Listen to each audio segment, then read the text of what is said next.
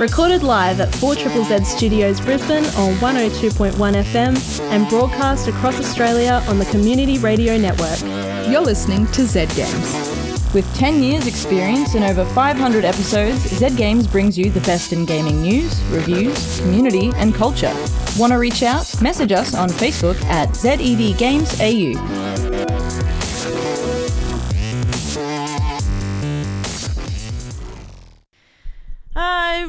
My name's Evie, I suppose. I should start like that. My name's Evie. I'm in studio with... Paul. Zahra. How are you going today, Evie? I am swell. Yeah, I'm good. You swell? You swole? I'm swole. Yeah. You're actually looking a bit swole. I think you've been hitting it. Yeah. Yeah. Yeah. You've been playing a sport. Yeah, well, you say that like it's some kind of mythical thing. I hear you're playing ball game. I've been playing the original games. Yes, sport. Cup and ball. Oh. We don't stick and wheel predates that. Pretty good. Oh, I miss stick and wheel. Stick and wheel hopscotch. really got me through a lot. Yeah. Do kids even play hopscotch anymore, actually? Oh, that's a Hopscotch. Like- yeah. In primary schools, it's still drawn on the it's ground. still legit. Yeah, Fantastic. jumping never goes out of style. I'm so Fair. happy to hear that. It does bring me joy. Yeah. But is there as much hacky sack as there was in my day? Oh, hacky sack. I was terrible at it. I had special Yeah, no, hacky it's good sack either. boots. They're not like for hacky sack. I just wore them specifically for it. What a day. And we can just say that you could do hacky sack, which I think they just called kickbag in California games. So we've now tied it back to video games. Now, you two are youngins. Have you ever played the California game series? No. Oh, so good. You could roller skate and fall down. You could surf and just fall off the wave. It was really quick failures. That's all you need. life, really. Yep. Yeah. Classic games. You know, Classic. just do a thing, fall But- over. They do like to say that games are, represent real life experiences. Yeah, like kickbag. like exactly like kickbag. Yes. The sport I've been playing is not kickbag though. It's been I've been playing soccer, or as I like to call it, football. Everyone out there probably hearing me right now is probably raging. But it is football because you kick it with your foot and it is a ball. Makes more sense than most other footy games, I suppose. That's some sort of shade. If only there was It is someone in the shade. studio that It is really shade. cared. Yeah. Zahra, I care. Oh, look. Uh-oh. There's a bit of bulging out there. We'll But wait I'm not till- going to get into it because No, it's fine. we don't talk about sports. We talk about video games. We and do board talk about video games. And yeah, Maylee's our board game specialist. She's not here tonight, but I believe I will be hassling her for some awesome board games and games to play on Halloween, because that is coming up very soon. Ooh. Creepy times. Ooh, I've been getting all ready for that. I've already got my costume ideas all sorted. We've got a jam-packed episode. We've got the Week in Gaming News, which we always bring the latest and greatest in Week in Gaming News. Yep. This week, we're going to have the sultry, dulcet tones of Paul delivering us the news. That's me. And then I will be giving a review on a recent release from MiHoYo called Genshin Impact. It's a big hype at the moment. I'm sure you've seen it. If you play mobile games, you'll have seen the advertisement somewhere. Yeah. After that, though, later in the show, Paul will be reviewing I Am Dead.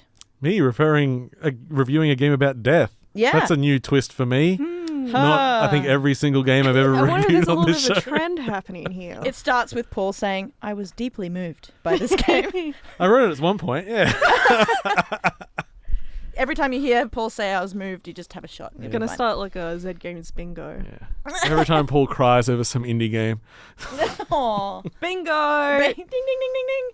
All right, let's listen to the Week in Gaming News. This week in gaming news, Sega turns 60. Happy birthday, Sega, who turns 60 this year. In part of the celebrations, the company has launched the Sega 60th Anniversary Celebration, featuring a number of game deals, giveaways, and various weekly content drops going all the way until December 8th. Among the drops, they released a number of small free games.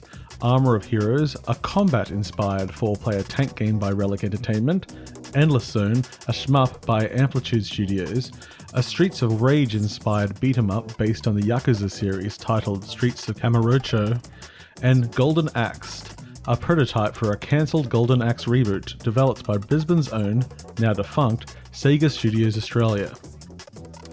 The Steam page for the prototype read, "Golden Axe may be janky, may be buggy, may be an artifact of its time, but it offers a unique glimpse into the prospect of a project that could have been," which was taken unkindly by the original developers, who had no idea the prototype would be released. Developer Tim Dawson responded to the release on Twitter. "This project was my personal nexus of nightmare hours, inept management, industry realizations, and heroics achieved with a small team under unreasonable conditions. So it's an odd feeling to see it surface 8 years later without context, credits, and with a joke title sequence."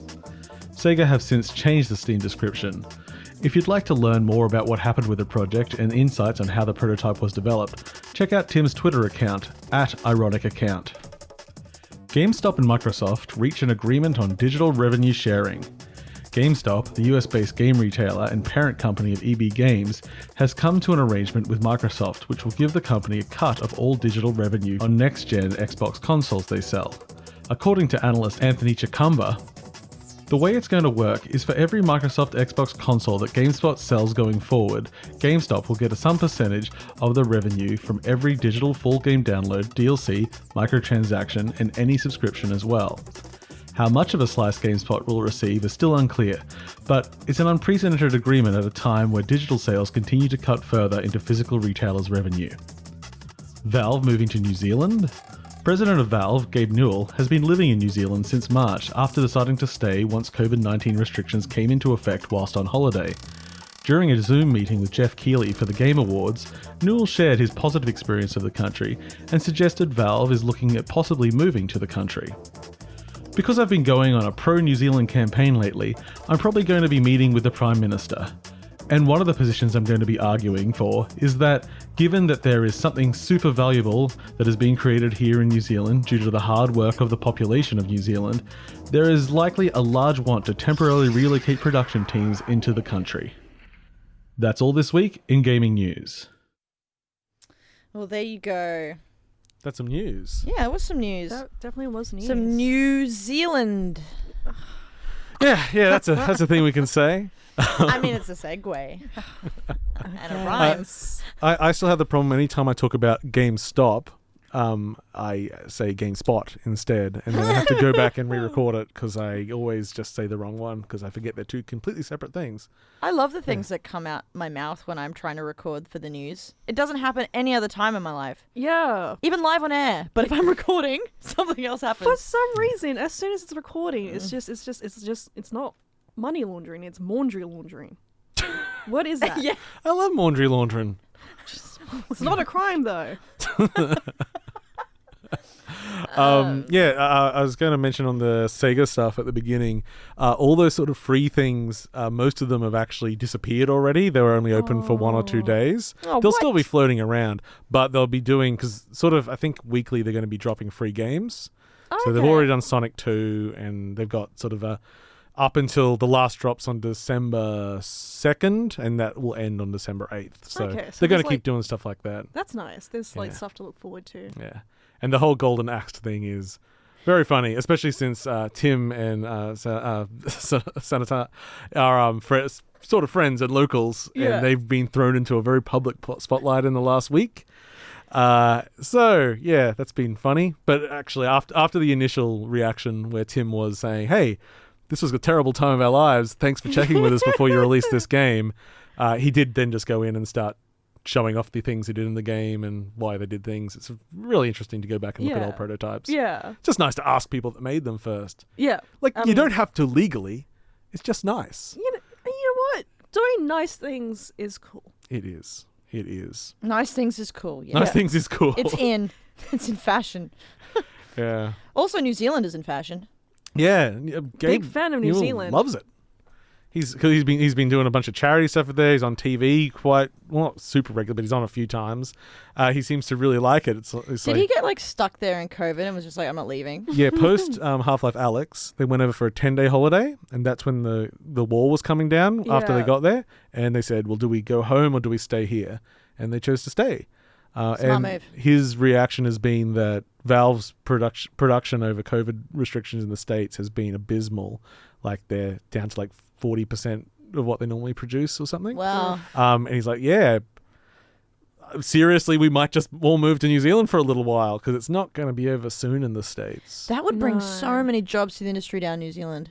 Could because they were talking about relocating, but I'm sure then you'd start having locals doing people that wanted to stay, and you might have a Splinter Cell studio down there. Not a Splinter Cell, that's a video game. A split cell? Yeah. No. I think it'd be really interesting to see how things go over the next few months in that kind of direction. Yeah. And I might apply to be a janitor or something. Something I've... Yeah, Oh, actually, That's I what I'll don't do with my degree. know. I don't know if I'm good enough to be a janitor. I mean, you know, there's a mop. Someone's got to clean the mouse balls. Yeah. yeah. Wait, Wait, huh? Oh, wait. they don't have those anymore, Paul. Oh, good. I was just about to realize, did you even know that mice used to have balls? Yeah, I did. Good. They were so bouncy Young people. and heavy. That was so annoying. They were. Oh, Especially if you if got, had like, a something- pet.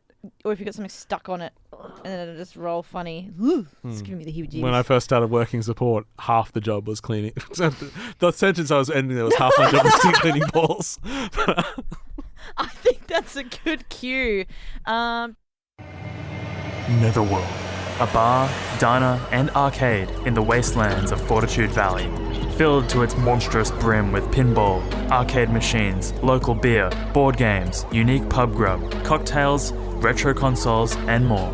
Check out our upcoming gigs, pinball comps, trash movie nights, art shows, and our weird, wonderful events via our Facebook page or at netherworldarcade.com. Open Tuesday to Sunday from midday to late, right on the corner of St. Paul's Terrace and Brunswick Street, and a close walk to Fortitude Valley train station. Netherworld, proud sponsors of 4ZZZ. We are now about to head into a pretty cool thing. It's called a game review. My name is Evie, by the way. I'm in studio with Zahra and Paul. And this game review, I'm going to be delivering on Genshin Impact. You may have heard of it. It's very popular at the moment, and you've probably seen it at some point or another on a mobile advertisement because it's really being pushed on iOS and Android. Yeah, it's great. I'm going to be playing some music in the background too, which is all done by Yu Peng Chen. So yeah, let's just get straight into it, shall we? So, Genshin Impact is developed by miHoYo and published by miHoYo.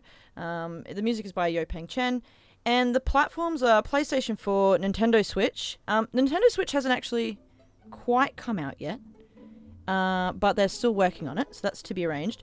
Android, iOS, PC, Windows, and it was released on the 28th of September, so it is still pretty new. It's only been around for about a month. It's an action role-playing game, open world, and it's also a gacha game. I'll explain a little bit about gacha game as we go through the review.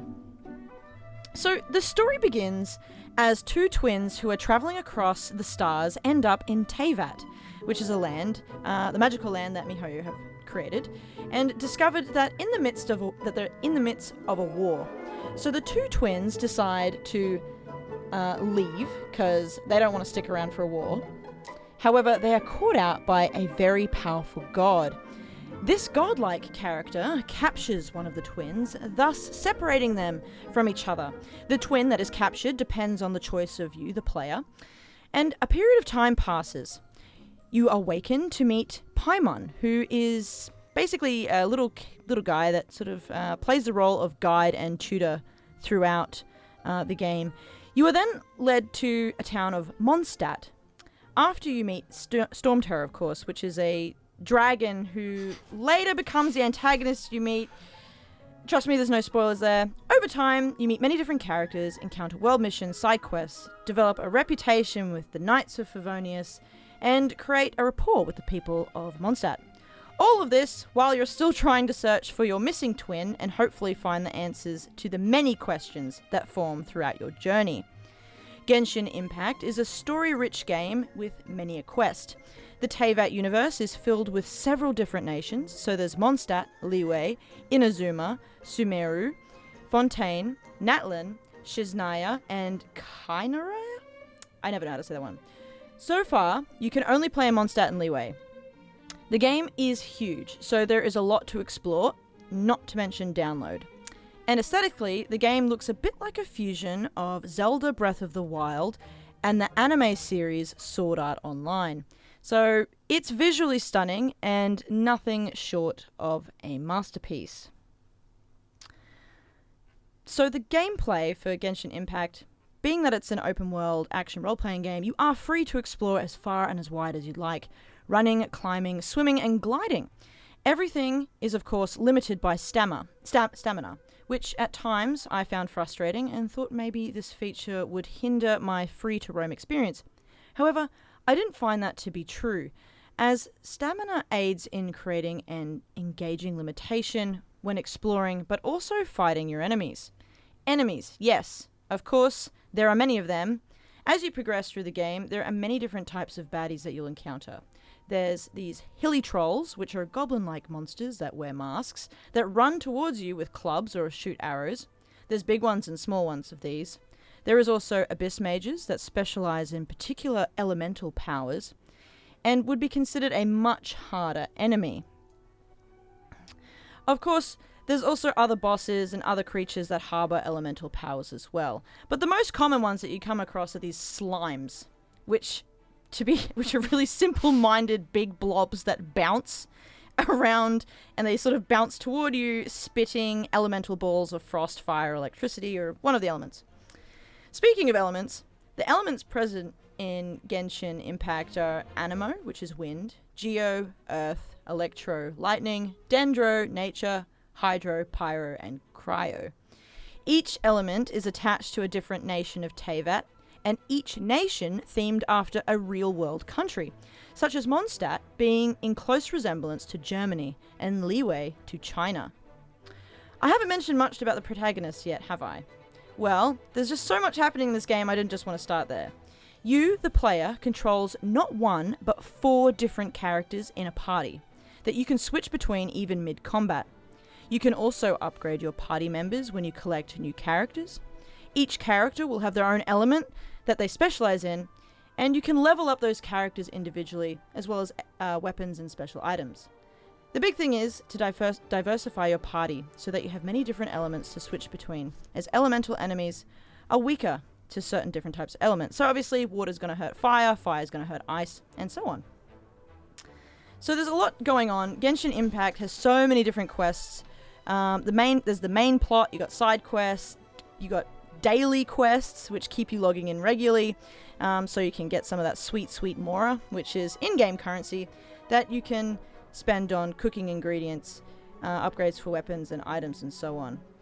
So Genshin Impact is still a gacha game, so let me explain a little bit what a gacha game is first.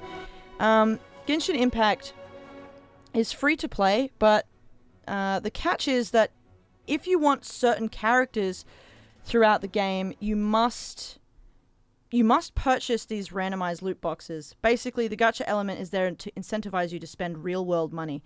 It's also how the developers get paid. So, trust me, you don't need to pay them right now. This game is doing so well, they're just absolutely raking it in. So if you don't want to play, you definitely don't want to pay. You definitely don't have to, you're not losing anything out there.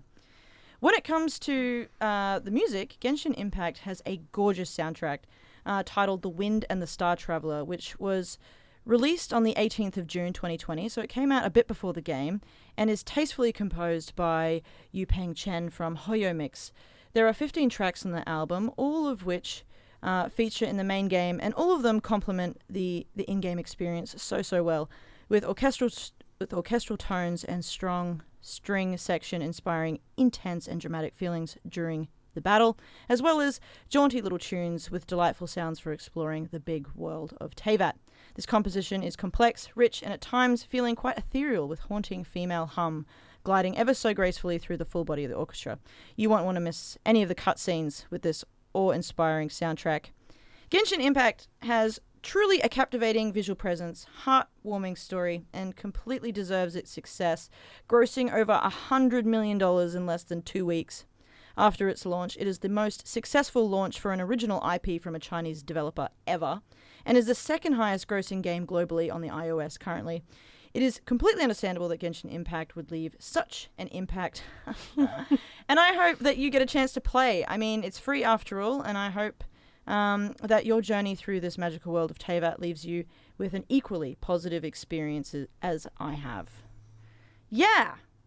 We didn't even interrupt you, just let you go straight through. There's just so much to say. I had to cut some stuff out. It sounds like there's a lot in that game. Well, I've played about 50 rough hours in the last 2 weeks. So I've played quite a bit, and it's super, super nice, super clean. The UI is really it's a very tasteful game. Yeah. Actually, if anyone's interested in playing, it is pretty much, it's on PlayStation 4, Android, iOS, and PC Windows. It will be coming to the Nintendo Switch. They still haven't quite announced when yet. Date. I was just checking that. Yeah, but that's... So you were playing PC? Playing PC, yeah, which I had to download from... Just their website. Their website, yeah. Just Google it. Yeah, it's not on... So Genshin, as in Genshin, if you're interested. Impact, just like impact. Like the word impact, yeah. Yeah. I mean, it'll autocomplete for you at this point anyway because it is so successful. Yes, it is huge. I think I haven't played it anywhere near as much as you, Evie. It doesn't quite land as strongly because it is very Breath of the Wild, and for me, I've played a lot of Breath of the Wild. I'm like, I've already had that. But Breath of the Wild's on one platform. So if you've never really played that, or you hate it because it has degrading weapons, which is not in Genshin Impact, hey, here's a free alternative for everything else, and it looks much sharper than Breath of the Wild does. It's kind of like a wannabe Breath of the Wild in terms of a lot of visual elements. Yeah, it doesn't quite reach some of the gameplay. Like it's a little bit stiffer in the movement and the combat, but that's also partly because it's designed to work with a phone. Yes. So you can't. Like some of the stuff you can pull off in Breath of the Wild can't be there, but also it has the whole party element, which is not part of Breath of the Wild, which is you have 4 characters at once and they all have different elemental powers, and and switching between them is sort of the core of the combat. So it is a bit different. I haven't played the game. I've just looked into it, but it kind of reminds me a little bit of like Final Fantasy 14.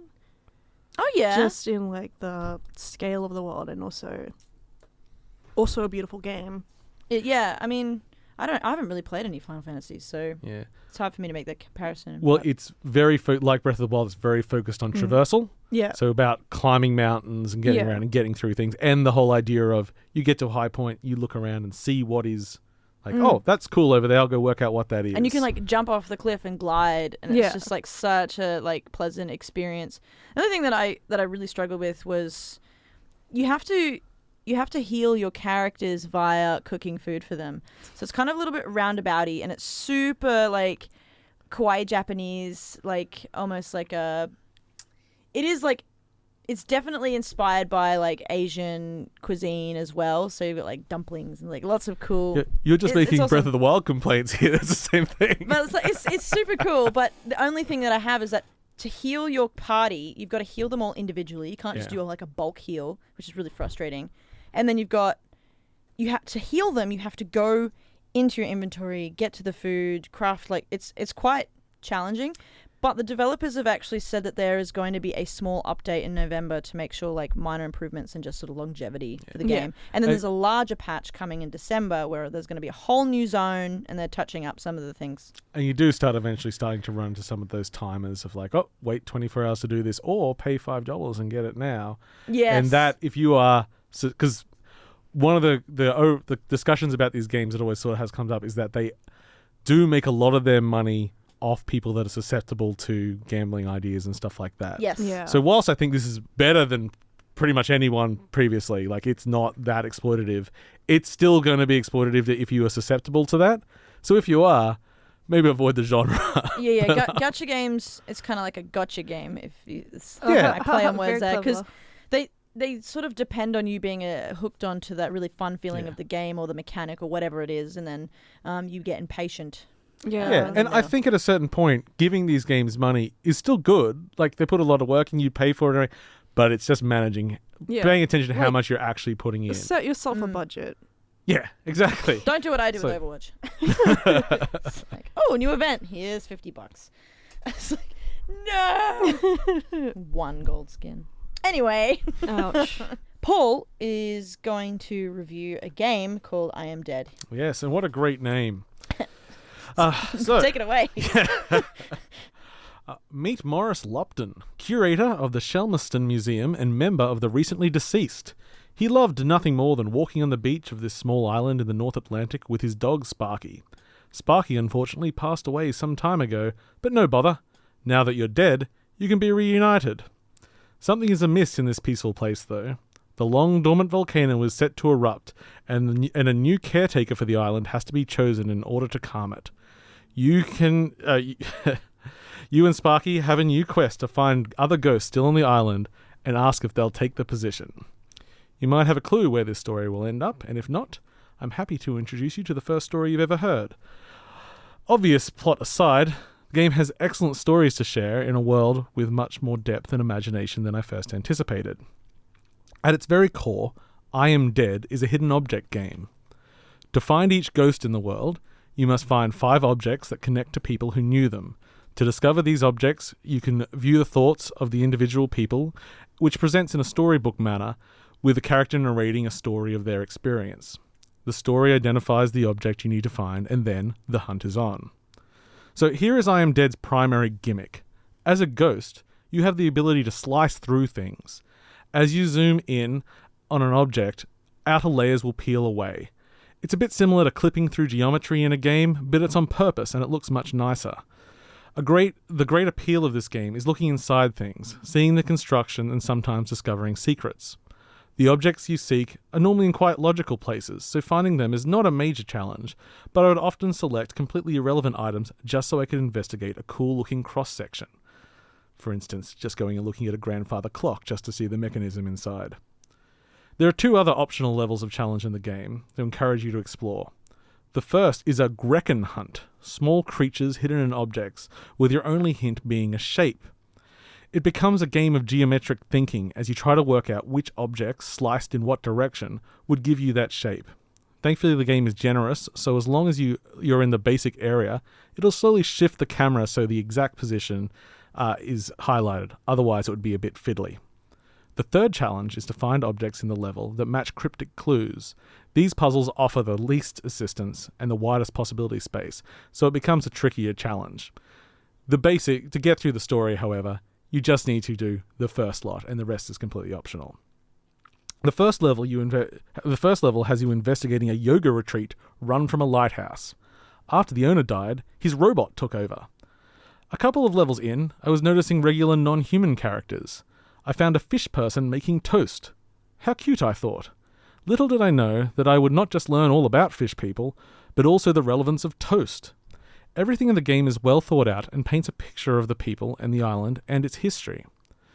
The 5 stories about and eventual conversations with each ghost form a strong profile of them and the world in which they inhabit, and it felt real despite being a completely fantastic world. There is an appreciation for the romantic notion of a seaside fishing village, while still exposing some of the darkness that can dwell in its history, traditions, and individuals. Graphically, the game joins the popular flat-shaded 3D look seen in many indie games currently, but the X-ray style investigation of objects does give it an edge. The world design is filled with well-realized details and a level of whimsy somewhat reminiscent of the artist's early work on the colourful and surreal game Hohokum, which some might describe as an LSD-induced nightmare, but I would describe as lovely. You can spend a lot of time exploring the various dioramas and characters of the world, and every item has text containing witticisms and even more details that flesh out the world. There are a couple of things I dislike. I don't think much of the voice acting for your character and your dog Sparky. It feels a little forced and unnatural. All the other voice acting is excellent, however. Additionally, the portrait for your dog is weird as heck. I don't know if the developer has ever seen a dog, but it wasn't doing it for me. I Am Dead is a very relaxed experience that players who enjoy exploration and investigation will find very rewarding. While the overall plot is a bit naff, the stories contained are wonderful, and the world is so fully realised, I came to really love the island of Shelmerston. The game is developed by Holopons in the UK, who previously made Luke Rascals and Wilmot's Warehouse, and was published by Annapurna Interactive. It is available on Switch and PC for around $25. Oddly enough, the PC was slightly more expensive than Switch. I played the game on Switch, like I always do. That's pretty much it. You play it on the Switch so you can, hold your baby in one hand, right? Yeah, pretty much. Dealing with family, I get to spend way more time with a portable machine than I do on anything else. So most things, if there's a preference, I'll go for Switch.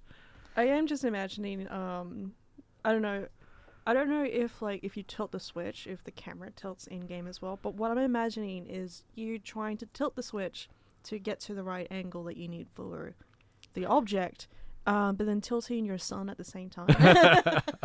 So there's no gyro in the game, but after completing it, I did think I would love another game of the same thing, but VR. Yeah, I was thinking that watching some of the playthrough. Because investigating objects is really good in virtual reality. Actually, one of my favorite games is just a prototype, which is just building it's a geo-mapped from a drone like chateau.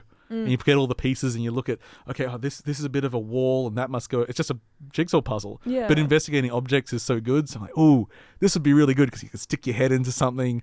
Like I was doing an example. More almost tactile. Yeah, even though it does. You're not actually touching anything.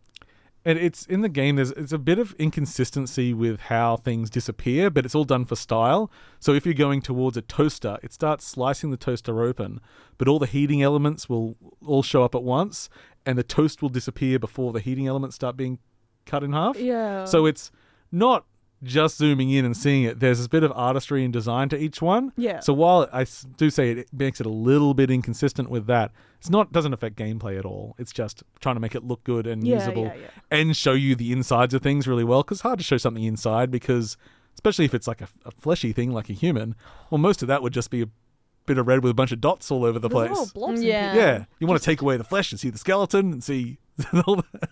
Make it all look good. I just thought of Hannibal then. Yeah. You're not going to get to Hannibal I thought levels about in an this episode game. of Hannibal and I was like, oh no, that's not what I wanted. The surprising My thing mind. is the game is touches on a lot of things I wasn't expecting. It does get... Was it very moving, Paul? I actually wouldn't say it was. I thought it was very homely. Okay. And very... but yeah, some of the characters you meet, like one of the, you find out about relationships, and especially because there are these other species that come in, and they're not just throwaways. They actually do create part of this story and environment and relationships. And the stories are still quite serious, even though, as I say, fish people that like toast. Hey, Yeah. different types of people out there. Okay. I thought it was just like, oh, look, I found this weird thing, this guy, and I made a little video of him just cutting up the toast. And I'm like, oh, this is great. This is a throwaway. And as I say, the toast is actually an important item that comes back into the story later. And there is one section that gets kind of very heavy on treatment of animals in sort of rural and traditional ways. Okay. Which actually, I believe we're playing it. There's a song in the game, which is a folk song, which sort of goes into a little bit. So I guess Yeah. it's a very broad spoiler. If you really, really don't want to know what this game is about, don't listen to the next song. Yeah. yeah. Well, you've been warned. But yeah, it's not going to tell you much about the game other than a rather unfortunate thing that can happen. If on the you're island. listening to the podcast in Oh, the yes. future, you can listen to the song if you like, which is Grandmaster Gareth, and the song is titled "Song of the Morlo."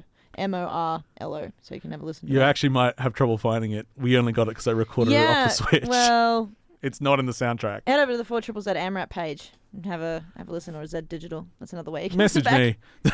Just message us. We went to a lot of effort to find this song. We'll play that in a minute, but we're going to say goodbye between now and then. I think, it's been a good episode. Yeah. We're much closer than I realized. Yeah. Yeah. Time flies when you're having fun. Or you're dead. I'm dead. I am. Yeah. Yeah. That was when I did the spooky Ben Drown thing last week, and I was doing all my spooky voices. I wanted to say, and this is pre-recorded, so maybe I'm dead by now. Oh, Ooh. no. And then I That thought would be great. if I was dead, someone might be sad. Not many, Actually, but someone. But good news, you're not dead. Not right now, but if you're listening to the podcast, ooh. Nobody knows. Anyway, it's been a great episode tonight. Thank you for tuning in. If you like anything that you've heard, you can head over to the Z Games Facebook page at ZEDGamesAU, and you can take a look at a whole heap of stuff. If you missed the news earlier in the episode today, you can go there and read up on what's been happening in the week in gaming news, as well as check out all the other written reviews that we've done. We do lots of other things. We don't just sit in here every week. and move our gobs around. We do write things and create other things We outside do? of here. Yeah, we do. Oh, wow. Zahra's surprised. Yippee! Woohoo! I just wake up and like these things happen. Yeah, well, that's... You just, like, write reviews in your sleep. You're just, like, doing it that way. Yeah. Oh, can we start a show where we review dreams? Oh, that would be crazy cool. Or the most monotonous, benign thing I've ever heard. I had a weird dream where I was, like, a deep sea last night. I had a dream where I made sourdough bread and I kept trying to give it to people, but it just kept spawning. So I had like infinite bread. It was very You stressful. have a dream about spawning It's a bread. carb nightmare. I felt like Jesus, but when he was like breaking the bread and it just kept happening, but a lot more stressful rather than a miracle. Didn't like that. Sounds yeasty. That's it from Zed Games. Thanks for tuning in, and we'll chat to you soon. Bye. Bye. Thanks for listening to Zed Games. If you'd like to listen to more, check out our podcast on Spotify or follow us on social media at ZEDGamesAU. See you next time.